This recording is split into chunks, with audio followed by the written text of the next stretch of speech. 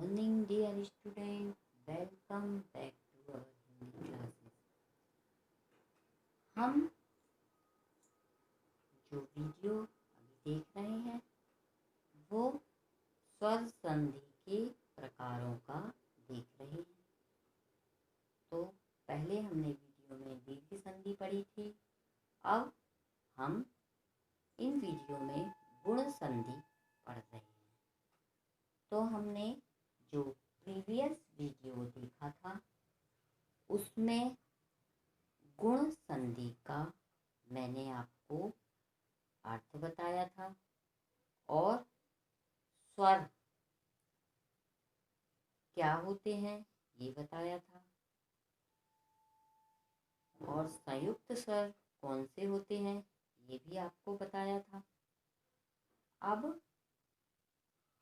मैं आपको जो गुण संधि है उसका अर्थ वो थोड़ा थोड़ा तोड़ तोड़ कर बता रही हूँ। फिर इसके बाद जो वीडियो बनाऊंगी उसमें उसका अर्थ पूरा आपको लिखूंगी, अर्थ या परिभाषा। तो पिछले वीडियो में मैंने आपको बताया था कि जो गुण संधि होती है उसमें दो स्वर मिलते हैं। अब दीर्घ संधि में बच्चों हमने क्या पढ़ा था कि दो समान स्वर मिलते हैं। पढ़ा था कि नहीं पढ़ा था?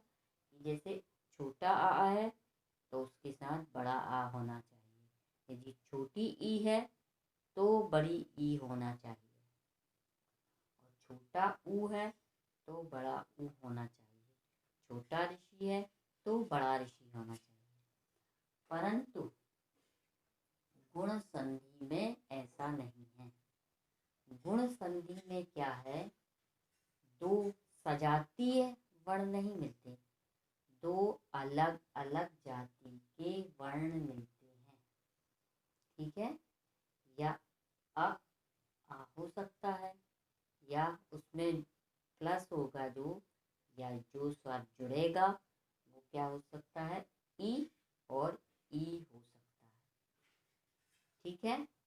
और उससे जो नया प्रोडक्ट बनता है इसलिए उसको क्या कहा गया, गुण संधि। क्योंकि इसमें जो नया प्रोडक्ट बनता है वो दोनों को मिलाने से दूसरा ही प्रोडक्ट बनेगा या दूसरा ही स्वर बनेगा। ठीक है? इसलिए मैंने आपको बताया था कि जो संधि होती है गुण संधि उसमें दो अलग अलग वर्णों के या अलग अलग जाति के स्वर मिलते हैं और उनसे एक नया स्वर बनता है। ठीक है? और ए ओ, इसलिए हमने दीर्घ संधि जब पढ़ाई थी तो ए ओ आई औ इसको शामिल नहीं किया था, ना, क्योंकि ये दो स्वरों को मिलाने से बनते हैं। तो इनको क्या कहा जाता है, नया संयुक्त स्वर कहा जाता है। क्योंकि संयुक्त मतलब दो को जोड़ के मिलाने से उस वो नया स्वर बना। ठीक है? तो इसीलिए इनको इसमें शामिल नहीं किया जाता, स्वर में शामिल नहीं किया जाता है। ठीक है बच्चों? अभी आपको कोई कुछ भी कॉपी में नोट नहीं करना है, सिर्फ आपको अभी समझना है और सीखना है। फिर मैं कॉपी में जब नोट करेंगे तो मैं खुद बोल दूंगी कि आपको आज कॉपी में नोट करना है। ठीक है बच्चों? तो गुण संधि है जो, उसमें पिछले वीडियो में मैंने बताया था कि जब आ और आ के बाद क्या आता है, ई और ई आता है। आ और आ के बाद ई और ई आता है तो क्या बनता है, ए बनता है। ठीक है? और अब इसमें मैं इसलिए आपको तोड़ तोड़ के समझा रही हूँ कि आपके दिमाग में आ जाए, फिर पूरी तीनों चीज परिभाषा में मैं आपको जोड़ के बताऊंगी। तो पहले वीडियो में हमने बताया था कि जब आ और आ के बाद ई और ई आती है तो ए बनता है, ठीक है। और अब इस वीडियो में आप देखें कि आ और आ के बाद क्या मिल रहा है, ऊ और ऊ मिलने से, ठीक है। आ और आ के बाद क्या ऊ और ऊ मिलने से क्या बनता है, ओ बनता है, ठीक है।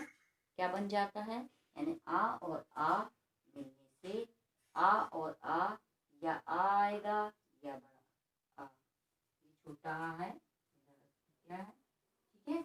ये आ छोटा आया और बड़ा, और प्लस उसमें हमने क्या आया, ऊ और या ऊ आया, तो उससे क्या नया स्वर बना, ओ। और प्रीवियस वीडियो में हमने क्या पढ़ा था कि आ और आ उसमें प्लस क्या करेंगे, ई या ई करते हैं तो ए बनता है, ठीक है बच्चों। तो आज इतना ही आप दिमाग में रखेंगे कि कितना आ और आ में प्लस करते हैं ऊ और ऊ, तो जब ओ बन जाता है। प्रीवियस वीडियो में हमने क्या लिखा था, आ और आ प्लस ई और ई बनेंगे तो ए बनता है, ठीक है। इसलिए मैं आपको थोड़ा थोड़ा बता रही हूँ कि आपके माइंड में सेट हो जाए, ठीक है बच्चों।